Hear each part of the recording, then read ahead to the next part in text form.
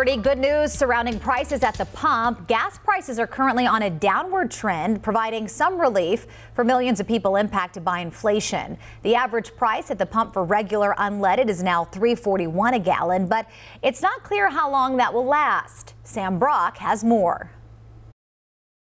It's hard to find a single staple of the American economy that impacts our collective pocketbooks more than gas prices. Which is why when they fall, it provides a noticeable lift for families. Big difference.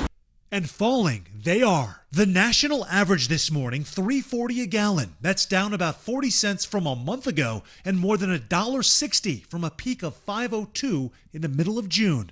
8 states are currently under $3 a gallon, part of a growing trend. The national average could fall under $3 a gallon, even ahead of our forecast, which were for potentially that to happen by Christmas. So we continue to see gas prices fall at a very brisk pace. Plunging oil and gas prices are being driven in large part by a deepening recession in Europe, rising interest rates in the U.S., and COVID outbreaks in China, slowing the world's second largest oil consumer.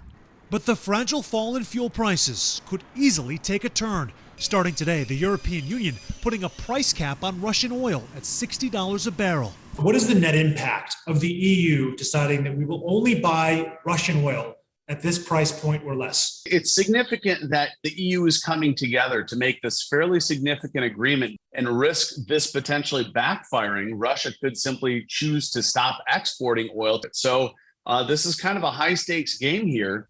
At the same time, there's the arrival of cold weather, and Americans are bracing for higher heating bills, likely paying in the neighborhood of 50 to 100% more than last winter.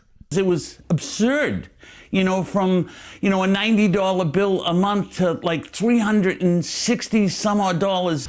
The good news, it could be worse, with many utility companies locking in much of their petroleum supplies when rates were lower and domestic resources of natural gas still robust.